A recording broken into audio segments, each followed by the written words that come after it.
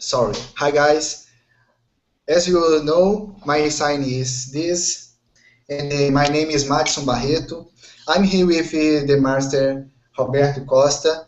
Today we will talking about an important topic. And before starting our lecture, I would like to say that we are very happy to share this work with you. Okay, giving our contribution to the continuance of the researches in sign languages as well as sign writing. Please show the first slide. Okay, I just clicked on it. It's there. Okay. The relevance of sign writing as a way of transcribing the phonology of sign languages. In this first slide, you can see our names in Portuguese and sign writing too. Okay, this next slide, please. Our aim. This lecture aims at presenting the relevance of sign writing as a way of transcribing the phonology of sign languages. We will focus on the prosodic model of sign language phonology, Bentley 1998, as well as the sign writing system of Sutton. Okay, for talking about it, at first we need to say that there are many other notation systems. Some say that, or writing systems for sign languages. In the next slide, you will see many system names. Show the third slide, please. Okay. Here there are various 5 systems. The mimeograph of Debian, the Stoke notation, the Hamburg notation system, HMNOSYS, the Brazilian writing system for sign language, ELIS, and the sign writing. We know that there are many others. Each one of them has its own particulars, and they all are very important. But we would like to take an eye to the Sutton sign writing system. What is sign writing? Next slide, please.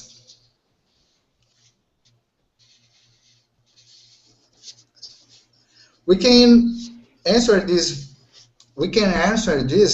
by taking a quotation of Barreto and Barreto 2012 that says, sign writing is a direct visual writing system in which sign languages can be written, which no prior need to translate to an oral language, as these letters of a Latin alphabet, and are used to write in Portuguese, English, French, among other oral language too.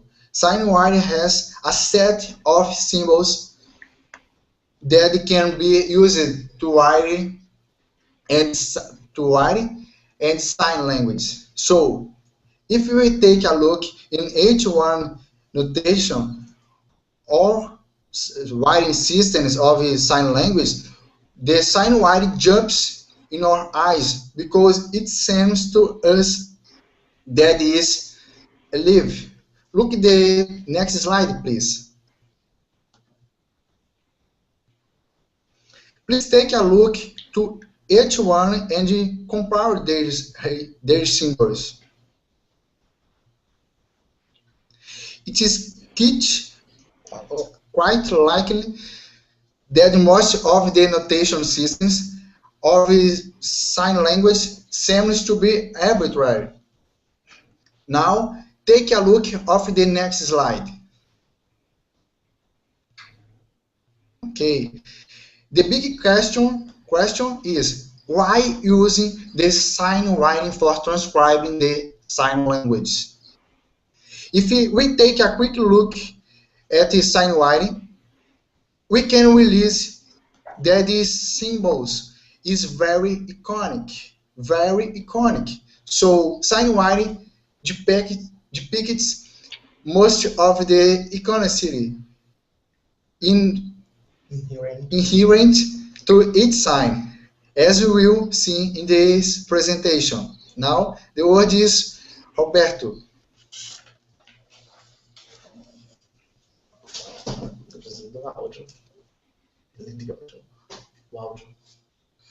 Okay. Hello, everybody. Hello. Hello, I'm here. Sorry, because I can't install the plugin at my computer. It is so hard to connect through my computer. So I think this things happens. This is Okay. fine, Roberto, and everybody can understand both of you, and it's really great. No problem. We're happy to meet you. Okay, so let's go on presenting. As Madson was saying about iconicity, it's quite likely that most of the notation systems of sign language seems to be arbitrary. Why? Most of them were described so far, they ignore iconicity.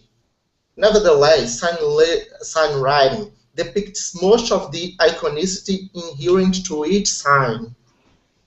In this sense, Brentari assessed that iconicity contributes to the phonological shape of forms more in sign than in spoken languages, so much so that we cannot afford to ignore it.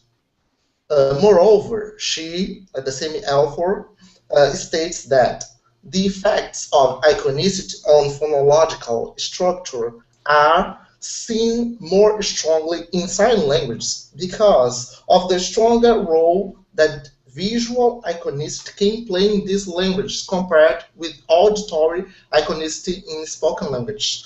So we can see that. Hold on. I think we need to have the next slide up. Yeah, we didn't know that you wanted the next slide, Steve. There we go. Yes, There we yes. go. Thank you. We were not looking at this. So now we're seeing it for the first time.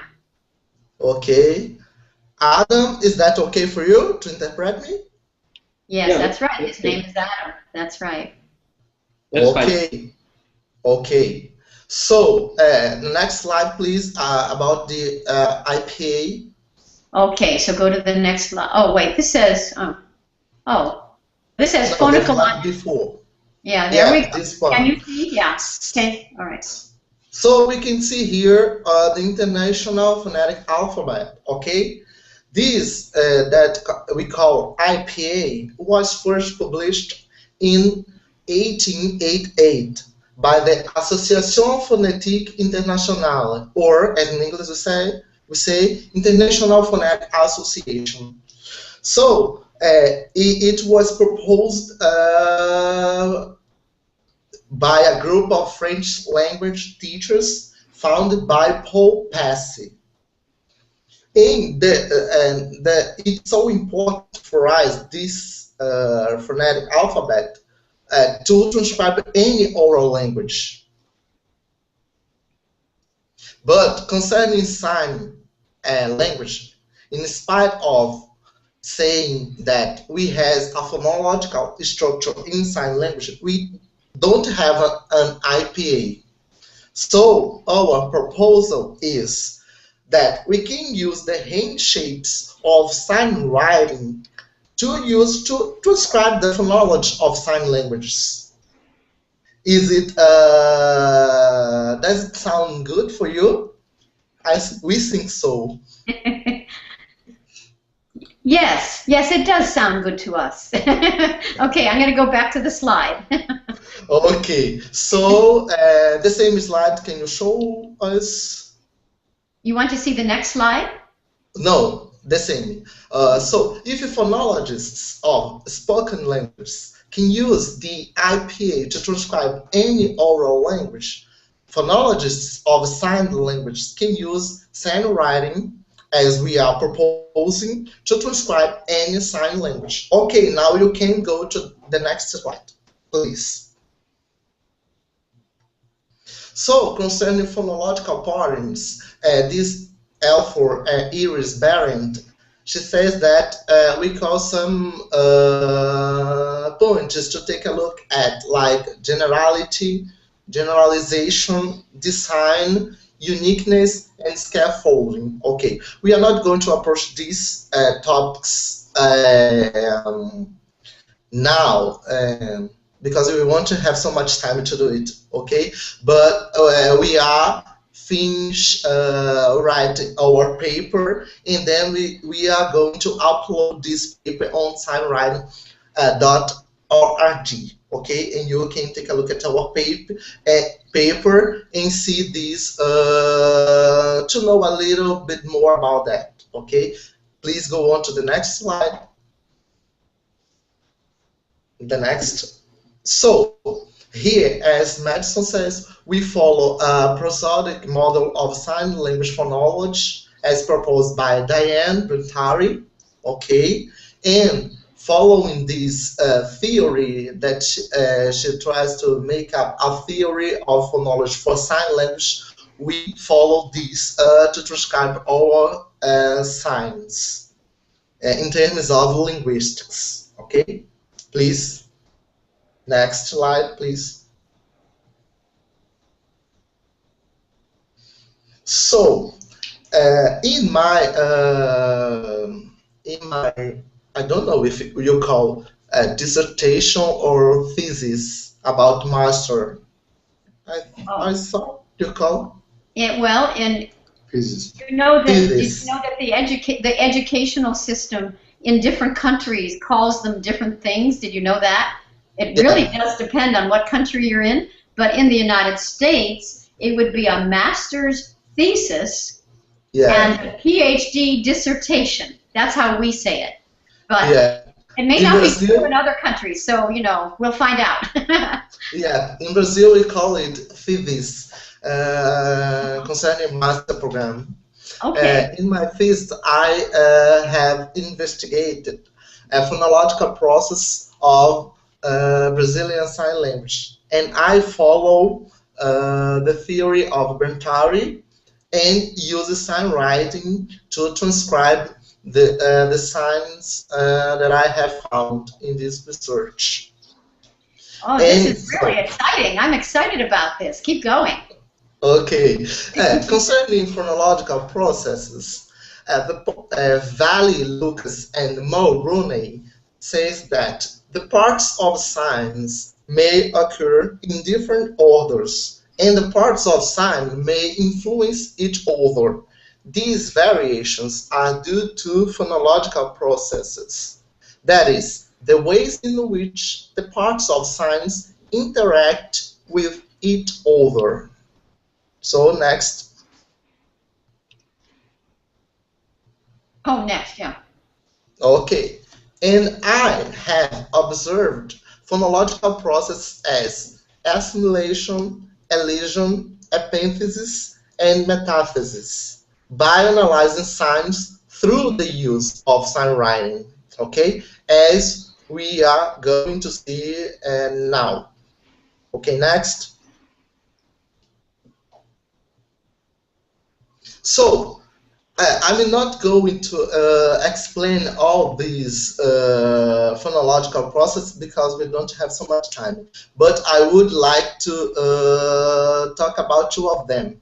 The first one is assimilation. This process involves the incorporation on a segment of the features from another which is adjacent to it. Okay, as you can see here, for example, in the sign of an adult deaf, you can see this sign, that is the sign of T-shirt. Okay, that is this sign. Is that okay for you to see the sign? Okay, yeah, if it's not, it's not okay for you to see, you can read the sign right, okay, because you know. No, we're showing you right now. I'm showing you, so show us the sign that you just did. There it is. This one, okay? That's right. Adult deaf people do like this one, okay? That means T-shirt, okay? But the children that I have observed, he does like this, okay? Because you can see a process of assimilation in the non-dominant hand, okay? So all the traits of the dominant hand you can see at the overhand, okay? So this is the sign that the child had done. Sure. Okay. So we're now going to go back to the slide. Next, please. And the other process called elision, you can see that this process presupposes the erasing of a given trait and hence the suppression of its all respective subnodes that are linked to the tier in the deleted node. Okay, for example, this sign means rain, okay? That's like this one. You have this hand configuration, okay? The palm of the hand is oriented this way, and you can do... Yes, so I'm going to look at you now for a minute. There you are, yeah. Okay, this is the sign of a deaf adult, okay?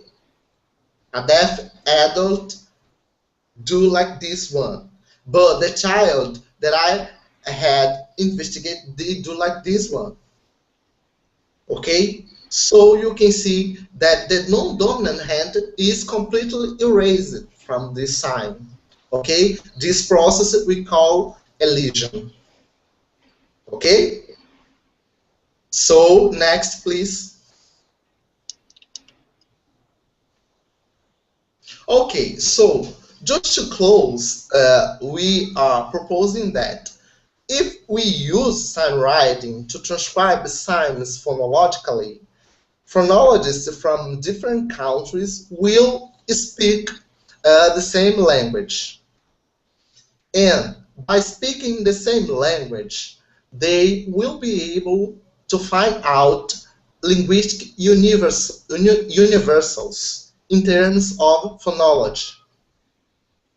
And the set of handshapes designed for SignWriting should be used to make up an IPA for the sign language, okay? I think it will be possible because the handshapes of SignWriting is already done, okay?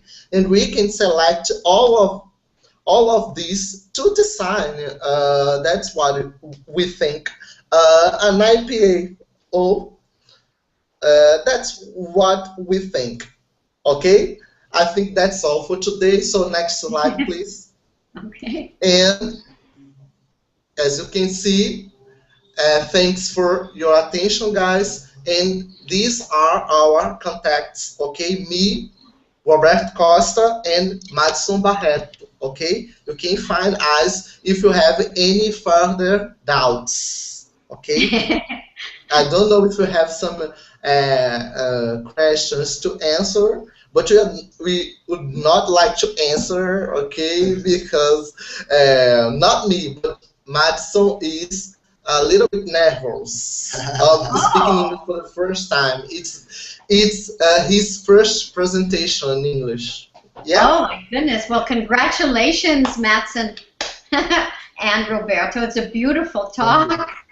And we could definitely understand you both very beautifully. No problem, I hope at least. And for me, it was no problem. So, Madson, you did very well. You think you're nervous. You know how nervous I get? Ooh, you have no idea.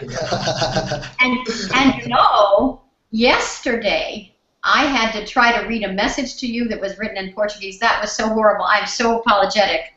I've never had any lessons in Portuguese, and I didn't know how to pronounce the symbols. You know, of course, it's just a matter of learning.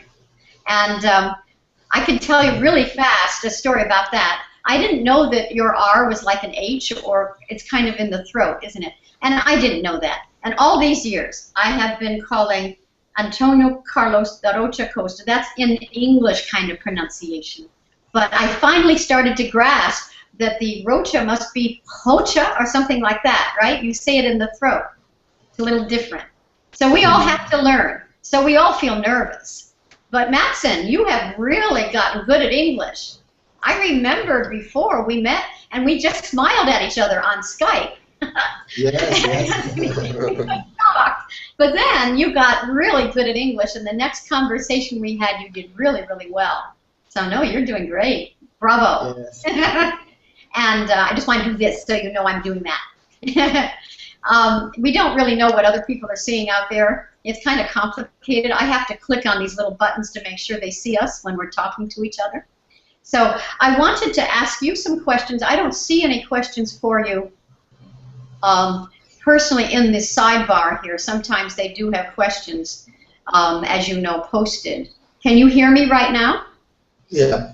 Oh, okay. Well, let me ask. I'd like to ask you about the phonology. I have heard of these important people that you mentioned, like I think Dr. Brantani, is that her name? And have you talked with them about the work that you're doing? You know, you mentioned the people that you were basing your work on. Do you understand what I mean? Like, I'd have to go find this slide. But did you hear me? Yeah. Yeah. My point is this. How is your work going to look? You're going to create an IPA that is in sign writing but for sign languages. Yes, just like an IPA, for example. Okay, I don't know what name we could call, okay, the IPA for sign language, but it's a way of trying to put together all the hand configurations that are possible in sign languages, okay? This is the way that we can design an IPA for sign language. That's what I think. Yeah, I just wanted to mention that although we never did it, I was trying really hard with the symbol set of ISWA or ISWA 2010 to get in as many hand shapes as I could put in there before we had a deadline and we had to stop putting them in because we could only keep going for, you know, we just couldn't keep going forever because there were so many sign languages and so many people contacting us asking for new hand shapes to be put in. And as you know, it was a handwriting. Sign writing is written by hand all over the world. So that meant there were lots of new hand symbols coming into us from people whom I had never met before in my life, and I loved it. It's just that there were so many requests that finally Steve and I just had to stop and say, okay, we have to make our software now. So we did that.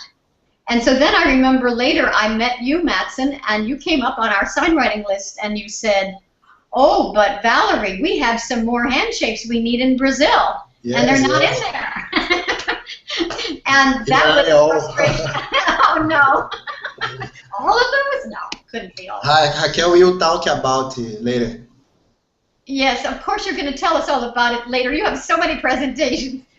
So what I'm really trying to say, Roberto and Madson, is I appreciate your trying to solve a lot of this problem because we will always have more people involved with other sign languages around the world because there's so many of them, and they can all be written with sign writing, just following the little rules, and everybody makes them, and you already wrote them very beautifully, Madson. We just don't have them in the ISWA 2010, that's all. So someday we'll have to make an additional set, and that's okay too, but if you can create a chart, which is what I think you're talking about doing, isn't that right? Creating an IPA kind of chart for people, is that right? Yeah, I think we as researchers can try to meet in conferences, congress, and so forth. We can try to design this IPA or another name for sign language phonology. Okay. Yes. I don't know if the name IPA is. It sounds good for sign language. It does. It represents the term International Phonetic Alphabet. Yeah. That's what it represents. Yeah. And I always like to feel that sign writing was that for sign languages already, but I mean, I can see your point. It's not specific to phonology necessarily. I think you're right that the phonologists of the world are going to want you to do this work because you need to make it specific to what is needed in that profession and in your world. I can only say, here are the symbols and here are the way we write things, and then you guys make it even better by creating the new project that's needed. You know, I think that's really cool. And by the way, I did not know about the writing system that you showed today in your slides that was from Brazil. That one was new to me. As you pointed out in your slides, there are so many notation systems for sign languages, aren't there? Many. And there's nothing unique in the world. We all have been writing since the beginning of time, human beings. And of course, there are many writing systems out there. But I didn't realize there was one in Brazil, so I'm going to take a look at that. That looked very interesting. So thank you for telling us about that one. Meanwhile, you've chosen to use SignWriting, and I'm grateful to you because it helps us become more and more like the IPA, right? Because we become more international the more that you use it in your country and in other countries. So we're coming together. We actually have another 10 minutes. You see, it's at the top of the hour that the next presentation starts. And one of the presenters is already here, but I'm still waiting for another presenter to come. So is there anything more that you would like to tell us about this project? Go ahead. Yeah, and Roberto, yeah, go ahead. Oh, okay. I thought you were speaking to another person. Oh, no, it's confusing. I admit. This is not... Go ahead. Okay. Concerning my project, I investigated in my thesis not only the phonological processes, as I said before, but I tried to design a proposal to investigate sign language phonology. Okay, I didn't have the slide here because I don't think I would talk about that, but I can put some of the images that I did put in my thesis just for you to take a look at as I have done the signs that I put in my thesis. And I find out some phonological process, as I said, and it was very interesting because I see that the way the children is acquiring sign language follows the same ways that hearing persons follows. For example, all these processes that I have said, like elision, assimilation, and so on, we can see these processes in oral languages, but we can see this process in sign language. And I think by showing these processes through SignWriting, it's more clear for us to see that for sure these processes is there, okay? Because in sign language research, it's so hard for us to describe the way the sign is done. But if we use SignWriting, it's, as I said before, it's, for example, we can speak the same language independent of the country that we are. For example, if I am here in Brazil, all of you guys can read my dissertation, at least in the sense of the signs that are reading in my thesis. Yes. Yes. And sure. For the same reason, if I, for example, I don't know Japan sign language, but if I can take a look at the doctoral dissertation, for example, that is done in Japan, I can read Japan sign language through the SignWriting. Okay, so I'm defending this, that SignWriting is a way of transcribing phonology. Well, thank you for that. Well, talking about that, we do have some comments here for you on the sidebar that's sort of like a Q&A, like questions and answers app. And if you would like, they are in English, and that one I could actually read out loud properly. Would you like me to tell you some of the comments? Well, Okay. one of them is from Charles Butler, and he said, is this not the ISWA as it is being currently used as a sign language IPA? But wait, then he goes on to say, using it as a linguistic exploration such as, elision and metathesis is an excellent way to truly show the ISWA in this way. Thank you for your thesis, he says. Okay. That is very nice, and he's right that putting it into this new context will really help everybody learn to accept the fact that sign writing really is fairly international already, isn't it? In fact, we know it is. It's just like you just said. You can read Japanese Sign Language if you, at least the movements. So you may not know what it means, but you can physically do the movements that you read on the page and reproduce it as they do it themselves because of the sign writing symbols. So in that sense, it's like an IPA, but the clue here is that you're reaching out to the phonologists in the world and doing it the way they would want you to do it. And that's important. So. And another person, Andre Lemire in French Canada, mentioned that he would like to ask you for your sign chart when you're done. In other words, if you get a new chart that looks like the IPA chart, he would like it. So it just shows you that you will be creating a little following of people who want to follow what you're doing. So as you know, I have created, you already know this, a presentation page that supports your work. And your presentation 32 on our website, you know, the signwriting.org/symposium, and then it's presentation32.html. And I can see that Steve has it up here. I put Madson's beautiful wife up here because she's so pretty. Thank you. Pretty.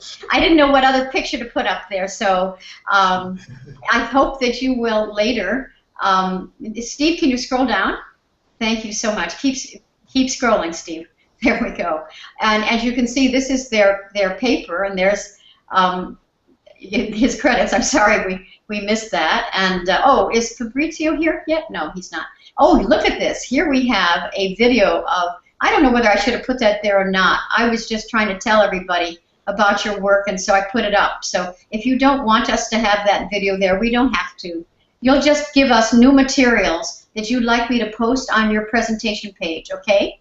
Like if you get new charts, I'll put them up. And I don't know what else we have on there, but anyway, I just want you to know that we can change the page and make it better and better. So I could not finish all the web pages before the presentation. I wasn't able to because there were so many people sending me things at midnight last night. I got several things. I was working till 2 in the morning almost every morning. So it's okay, because that's what's so exciting about this, is everybody's participating. So I believe I need to thank you, because we have our next presenters here, and I want to thank you for your beautiful presentation. And I would like to say, Valerie, that we thank everybody that are asking questions, and we are available via email, okay, to answer all these questions, because it's not it's impossible to answer all of them by now, okay, but we are available to answer. Who wants to ask us questions can do that by email, okay? Okay, and they can go to your presentation page 32 and get your email address right there. That's why we put it there. So okay. I hope everybody will write to you from presentation page 32. And thank you again, and we'll see you soon, Madson. And thank you, Roberto. Bye-bye.